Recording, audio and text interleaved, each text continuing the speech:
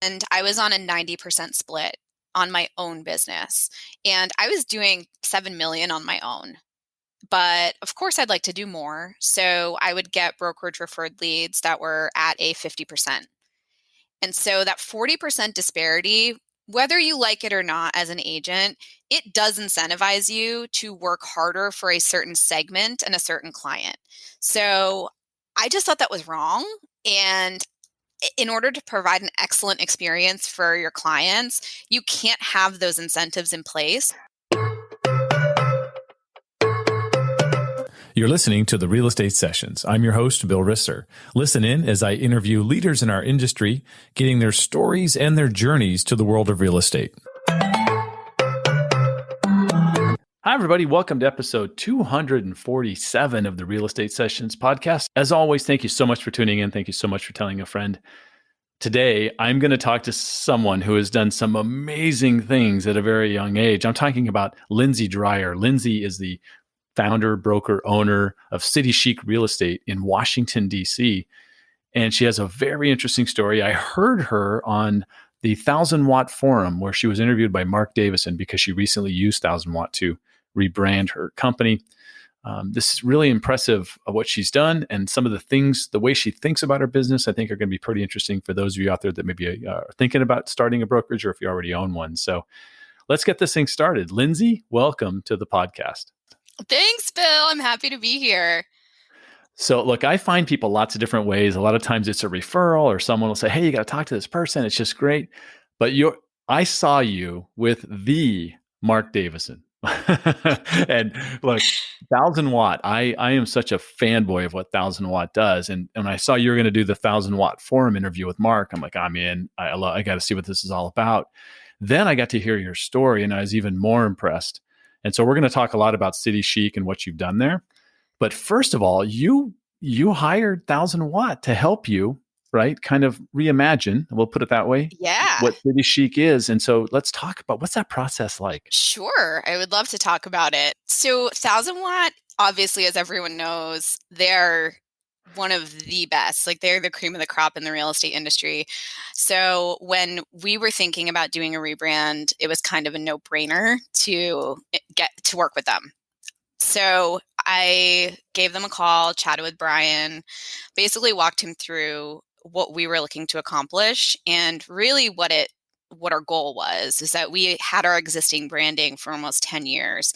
And over that course of 10 years, we went from servicing people in their 20s to our clientele had really grown up to be older millennials, younger Gen Xers, and we had this new generation of home buyers coming in, the Gen Zs, and we wanted to make sure that our rebrand was still relevant and speaking to our all of our demographics that we were serving. It really started with their discovery.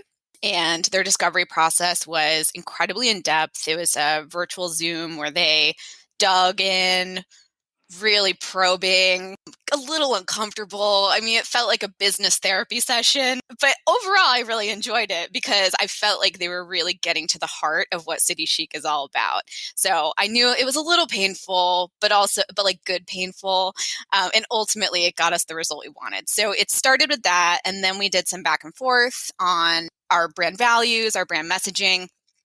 And it ultimately culminated in this really cool, fun, new version. It's like a makeover of our company. And it was fun. I really loved the process. I have a background in design, and marketing. So as someone who has some expertise in the industry, it was an incredibly fun process. I really liked it. I would think that you having that background for them, their first thought is, oh no, she's got a marketing and design background. This isn't going to be easy. I definitely was opinionated. I will be honest about that. But ultimately, I think that that's a good thing because it makes it easier for them to extract what I'm thinking. And also you have that vernacular and you're able to describe design concepts and understand the process a little bit more. So ultimately, I think maybe it was a little bit of a pain for them, but I think in the end, it probably made things move along a little bit smoother. Yeah. Yeah. I have no idea what vernacular you're talking about. So we'll just move on from that. Sure. I couldn't be, We will totally put a pin in oh, vernacular. I couldn't be farther from marketing or design. I mean, so let's, first, I love to get the story of my guests. You're my first guest from New Hampshire. So congratulations, Thanks. 246th episode. I got my first person from New Hampshire. And look, when I think of New Hampshire, I think of like really cold winters. I think of it's the place where people in the Northeast go to ski, and there's tons of trees. So help me fill in the blanks. And is there a myth about your home state that you have the opportunity now, if you'd like to debunk? Sure. Okay. So it's a little interesting. I grew up in New Hampshire, then went to the DC area for college, lived there for 15 years, and then moved back to New Hampshire 2.5 years ago. So I had a little hiatus. Yeah. I think that probably like the feeling that most people have about New Hampshire is that it is very rural and filled with country bumpkins.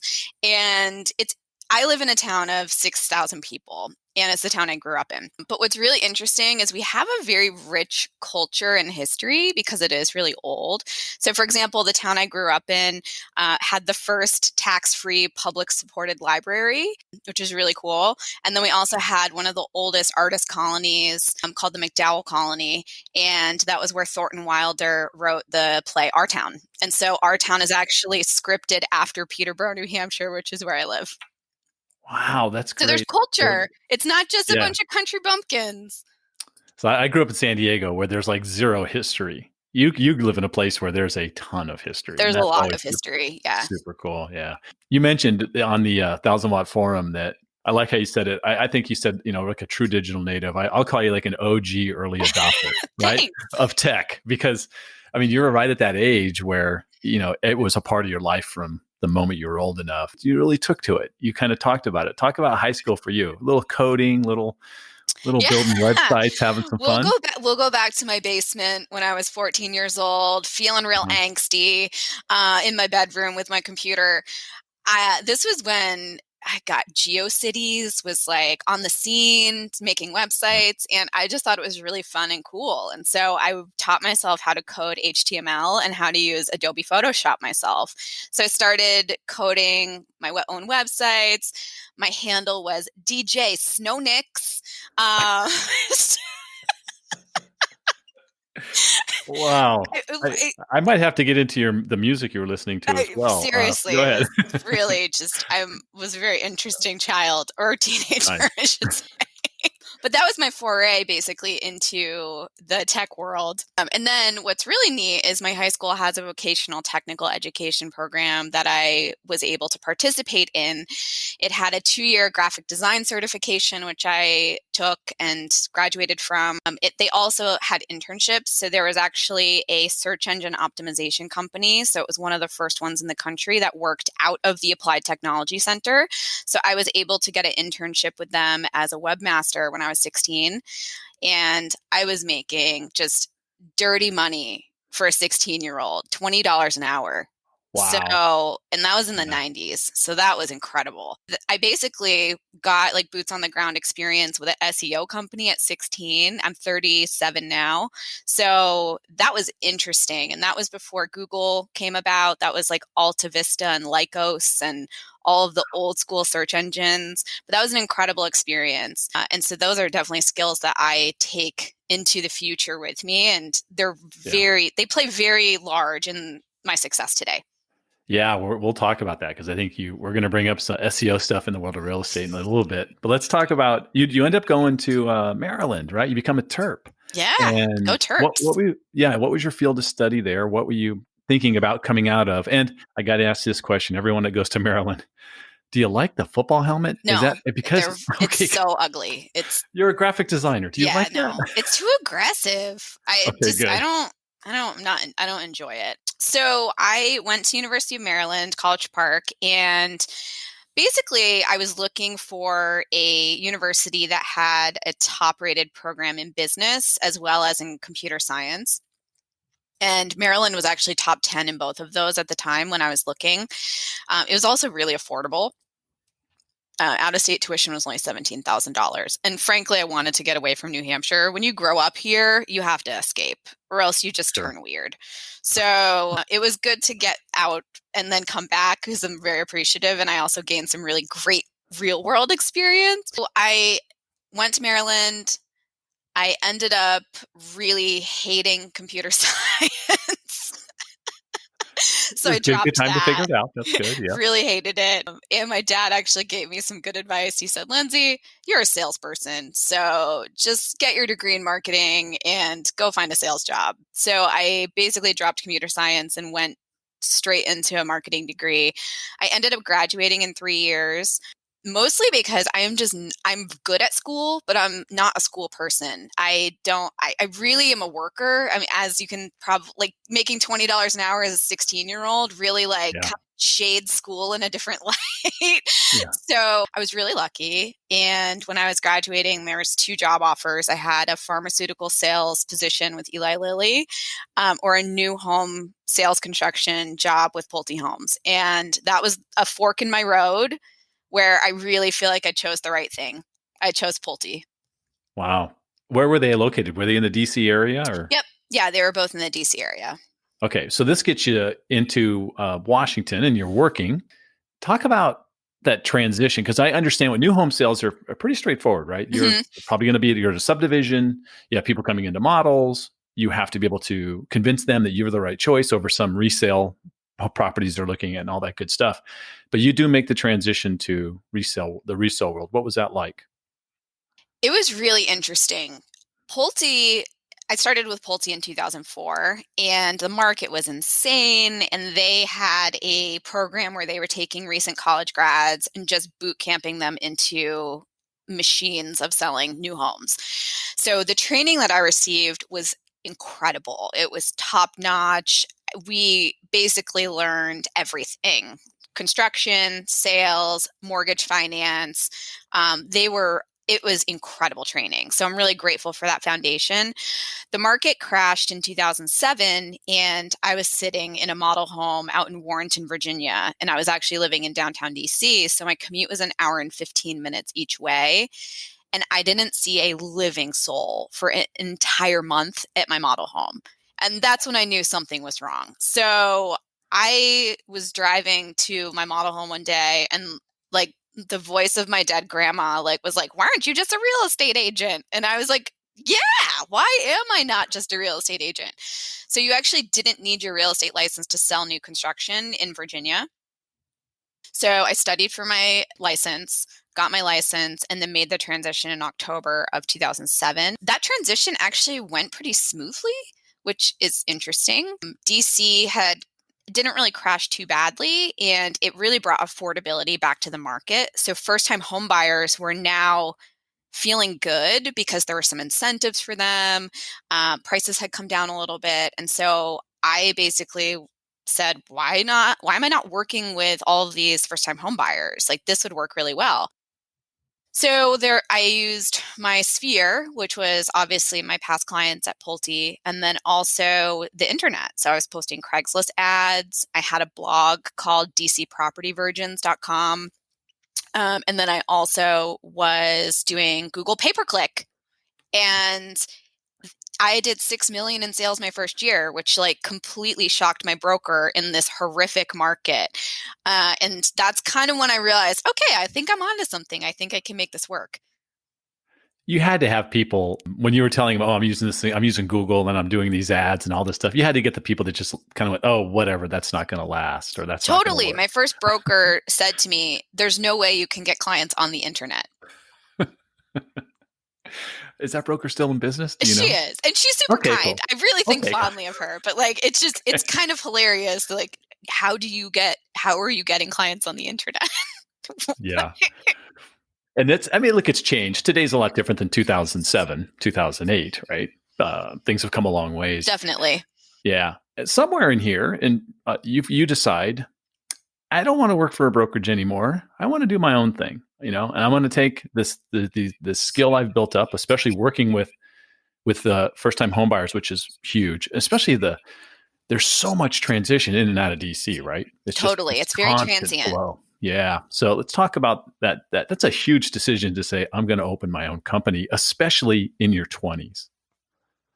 Oh, looking back, it's very interesting. So, when I first started or made the transition, I worked for a really large regional brokerage and it just wasn't the right fit for me. I went to a medium-sized boutique, and while I loved the agents I worked with, it was about 35 to 40 agents, and they were all really servicing the same clients that I was. So it was very cohesive and really good environment in terms of the agent dynamic. I just didn't, it's, again, like the brokerage and like the broker support, it just didn't feel like it fit.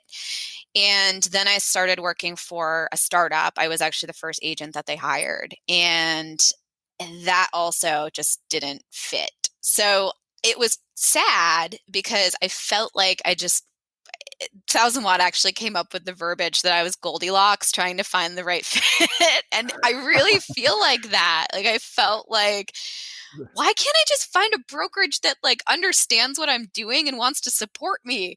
So that's really why I've started City Chic, was because I didn't think I was an anomaly and I felt like there would be other agents that would appreciate the support that I would have appreciated. It's an interesting you put it in those terms. That's exactly, believe it or not, what Glenn Sanford did when he founded EXP. Oh, that's cool. He knew he liked what KW was doing, but he didn't like the model completely. He didn't like the profit sharing.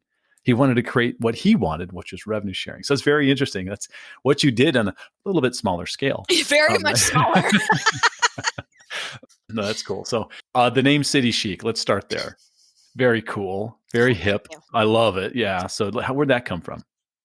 It really just came out of a process of me brainstorming. So I was writing down, I had a piece of paper and just was writing down all the iterations of real estate. So, like realty, homes, like anything you could think of. And then the other column was like the descriptor. And I wanted something that really described what we did and who we were. And obviously we're in the city, which I felt like at that point made us very unique. And also that we were cool. Like we understood the city lifestyle. We understood what the cool restaurants were, like just enjoying the life of the city. And so ultimately that like popped in my head in the shower and it was like City Chic, that's it. And so I was going back and forth on like iterations of the word cool and hip, and but chic just fit. Yeah, I love that. I think it's great, and I want to talk about your website. I love looking at real estate websites. Now, that doesn't mean I love what I see most of the time, but I love. But a lot of times I'm surprised, and your website rocks. It is Thank fantastic. you. Anybody listening, citychicrealestate.com, go check it out. I don't know what it looked like before you worked with 1000 Watt. I'm sure it was still super cool, but it's just fantastic. So let's first of all, I couldn't believe this when I heard you say this, that you still run the site personally. You created the site. You still do any edits and changes. I mean, that coder in you is never going away, It's huh? not going away. And also, Yeah. it has just created a complete control freak in me. Really, what it comes down to is I've been doing it for 23 years, and Okay. it's just something that I'm very particular about. And it actually is quicker for me to just make the edits than to go through a designer and have them misunderstand what I'm saying. And so it really comes down to an efficiency and time thing for me, that it's easier for me to put what's in my head out there than to communicate what's in my head to somebody else to have them put it out there. Yeah, that's such an advantage. I'm gonna put you on the spot a little bit. Ooh. Tell me the biggest problems you see with the typical agent website. Okay. Oh, where to start? So the biggest one I think is that they all look the same. So in a sea of every real estate agent and broker, there's so many websites out there, that how are you going to look different and how are you going to speak to the consumer to stand out? So I think that's the first thing. The second is that a lot of them are very confusing. It's really unclear what you want the consumer to do. So, do you want them to search for homes? Do you want them to contact you? Do you want them to look for a real estate agent? I still go to real estate brokerage websites and I don't even know what market they're in. Like it just says like, we love homes or find your dream home. And I'm like, where am I? Yeah. Am I in the ether? So for me, it really comes down to user experience and what do you want people to do? And you have to make it brutally, brutally apparent. Like it just has to be like in your face. So for us on ours, we want people to book a call with us. That's all. Those are your only options. We just want you to book a call. And since we implemented that, we have seen an uptick in leads, which is great. So we have more buyer appointments booked, we have more rental appointments booked, we have more listing appointments booked. Because once you get on the phone with one of our agents, I'm really confident that there's a really high conversion rate. Yeah.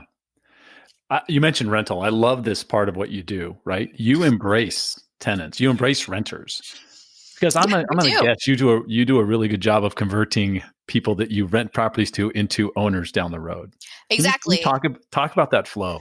Sure. So rentals are just not popular in DC. Agents don't want them, they're not interested.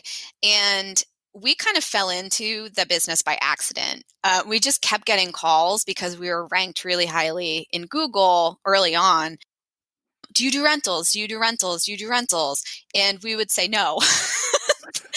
And what I realized was, why aren't we doing rentals? Because it can be a really excellent way to build a database and get people in your pipeline. So, Pulte Homes actually had their slogan was homeowner for life.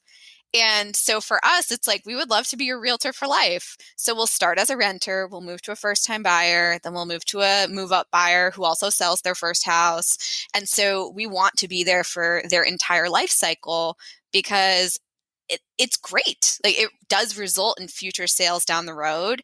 And then it's also just another potential referral source for our agents. Yeah. And do you have like a team that kind of handles the rental side as opposed to, or does any agent kind of jump in The on that? agents can opt into whichever team they're interested in. So we have a renter team, a buyer team, a sales listing team, and a rental listing team. So each agent can opt into whichever team they'd like, and then they're put on that rotation for the book a call. There was something you said that I was just so impressed with this comment. And I've been in the business 20 years, all on the title side. I've never sold real estate, but I've talked to, I mean, I guess I can say thousands of realtors, right, in my career. And the question came up from Mark talking about, splits and leads and how this whole process works. And I know you can't talk specifically, but in general, you had this phrase, and I've used this a few times already. I hope you don't mind. Oh, But please. yeah, you said this: agents shouldn't be incentivized to treat customers differently. And I don't think many people think of that part of it when a brokerage is offering leads at a different percentage than something that they generate on their own. Can you talk about that? I just think that's such a cool way of looking at what you do, and Thanks. really what you do for your agents, and why they probably love working with you. So the belief and realization really started at the last brokerage that I worked at. And I was on a 90% split on my own business. And I was doing 7 million on my own. But of course, I'd like to do more. So I would get brokerage referred leads that were at a 50%. And so that 40% disparity, whether you like it or not as an agent, it does incentivize you to work harder for a certain segment and a certain client. So I just thought that was wrong. And in order to provide an excellent experience for your clients, you can't have those incentives in place because whether it's conscious or unconscious, you're going to be motivated to potentially work harder for one set of clients instead of the other set. So when I started the brokerage, I didn't want the brokerage business that I was sending out to be treated any differently. So I basically kind of created like a blended split where I assumed people would be doing 50% their own, 50% leads, like on average, and then just included that referral fee into the split. And so it's one split no matter where the business comes from. And the other advantage to that is that I don't have to track was it my lead or the agent's lead? It just removes that whole conversation and really makes it that I'm a partner to the agents. I actually want to help them increase their referral business because I don't care where the client comes from. I just want more clients for them. So it really aligns, I think, the agent and brokerage with the consumer, but it also aligns the broker with the agent. Yeah, I love the fact that you're really thinking hard about the consumer, and that's sometimes missing. I think It you'd agree. definitely is. And like I think you Yeah. can be agent centric and still be client focused. And so that's really like I think you can be both. And so for me is important because we do have almost 300 Google reviews that are really great and they're all real. But like that's important to me. I want the client to love us because that's what results in more business and more referrals and just a really great culture and company. Like it just feeds on itself.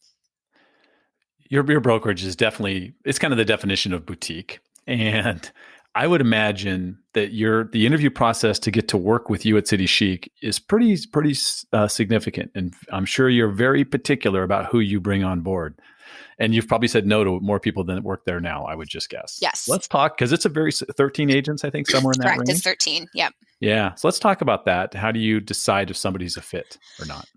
So I think the first part is having a set of criteria, and it also is different depending on if they're new to the business or experienced.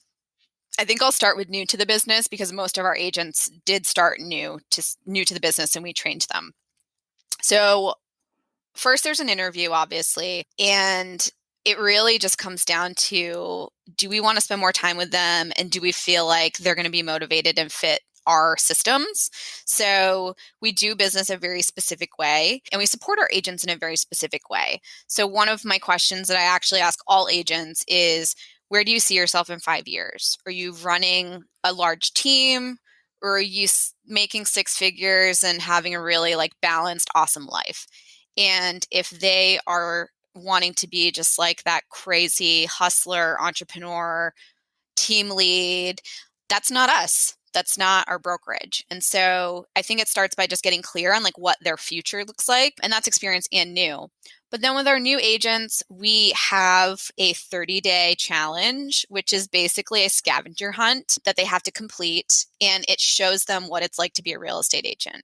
So it makes them incredibly busy. But also gives them a sense of what being an agent is like. So that involves reading a book, involves previewing 80 properties, shadowing appointments, writing 4 practice contracts, doing 10 neighborhood profile worksheets. And what that does is it's almost like an extended interview process where if they don't pass the 30-day challenge, they don't work for us. So that really helps me kind of filter people out quickly on if they're going to be a good fit or not, and if they have what it takes to be successful in the business. For experienced agents, it comes down to probably that one question of like, are you spinning your wheels on marketing and admin? Like, what's taking up your time right now? And also figuring out if they have a really strong if their database is really large and they're not getting a lot of referrals, it means that they're probably not doing a good job nurturing that database, which is one of our strengths as a brokerage.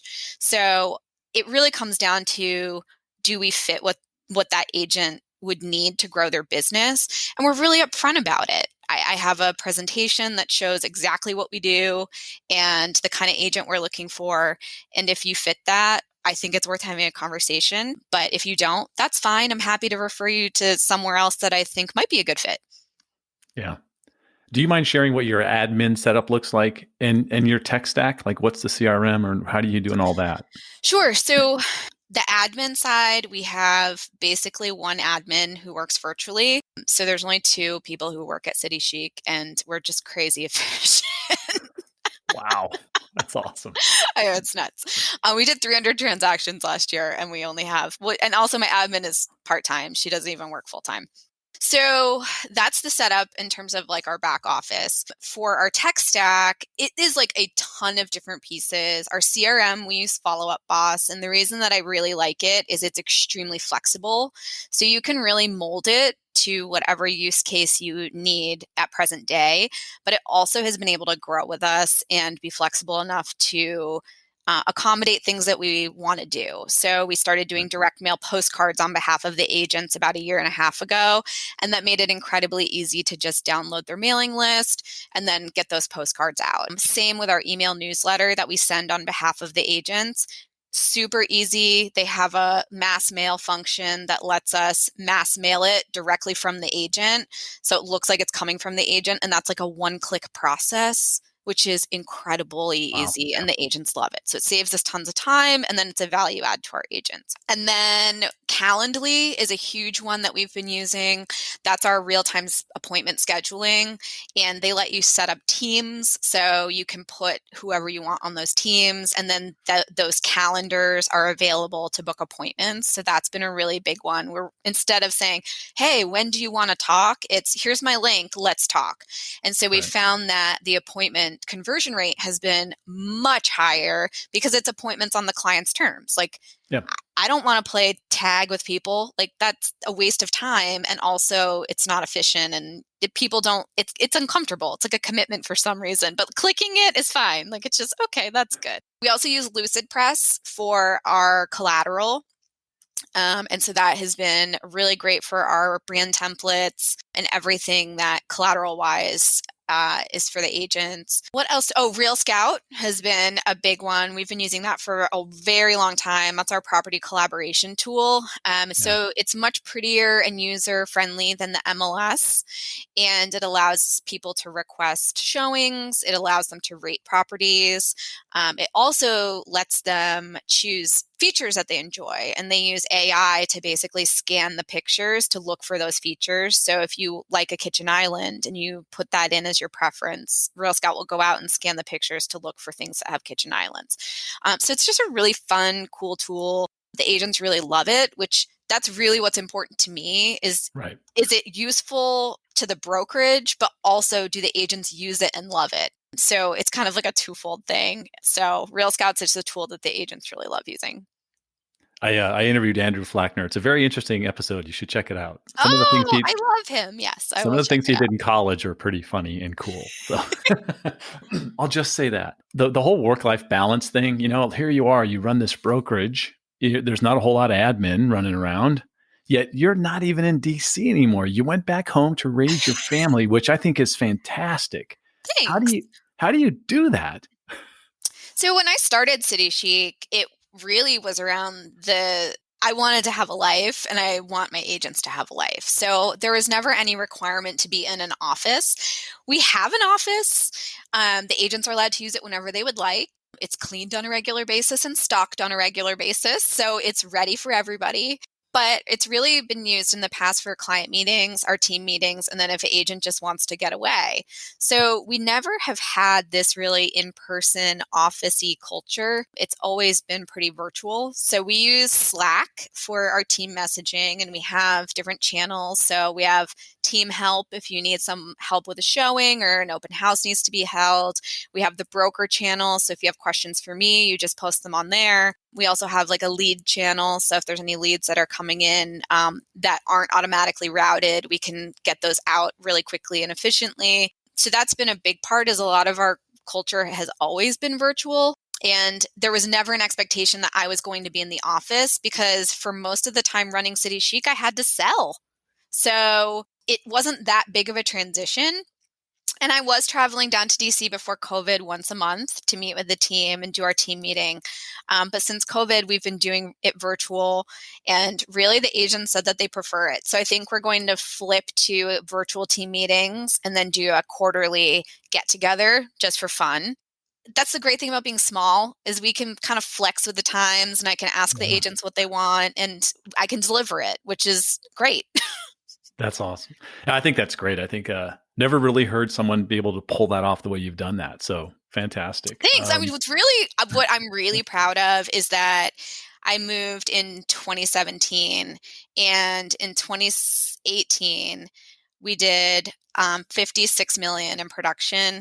The following year, 2019, we did 85 million. So I was able to grow from 56 to 85 million doing basically full virtual.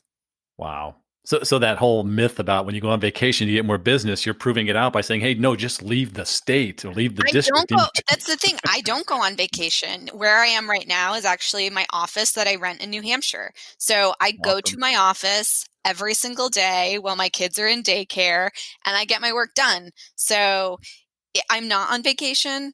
I Yeah. love working and I love my company. And so for me, this actually probably does make me more productive. My husband jokes that I'm the only person he knows that can go to an office by herself and just work the whole time. But I'm doing what I love and I'm really passionate about it. So it's very easy. Wow. Well, Lindsay, I've had you here over the half hour. I need to get your answer to the final question. Same question I've asked every guest last 5 years. And that's, what one piece of advice would you give a new agent just getting started? You can't do it by yourself. So get a mentor or go to a brokerage that gives you really excellent training. I think compared to when I entered the business in 2007 to now, it is infinitely harder. And I think that the cost to getting into the business is a lot higher because of Zillow leads and the cost of just tech and everything.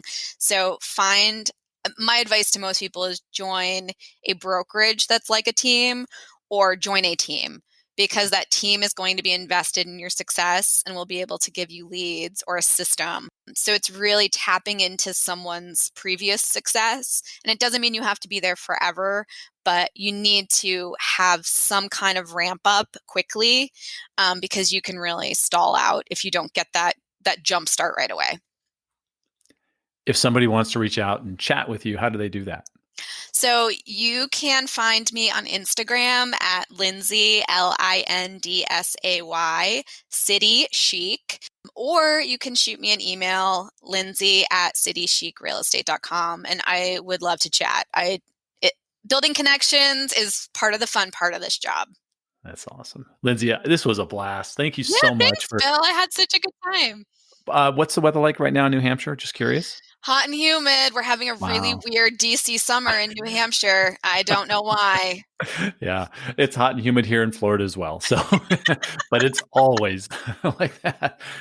Once again, thank you so much, and continued success. It's so fun. I'll be watching what you do and seeing the changes as you keep growing this little nugget you've got sitting in DC. Congratulations. Thanks, Bill. I appreciate it. Thank you for listening to the Real Estate Sessions podcast. To leave a review or rating, go to ratethispodcast.com/RE sessions. You can also subscribe to the podcast at your favorite podcast listening app. Finally, you can go to therealestatesessions.com and subscribe to our email newsletter and be notified whenever a new episode is released.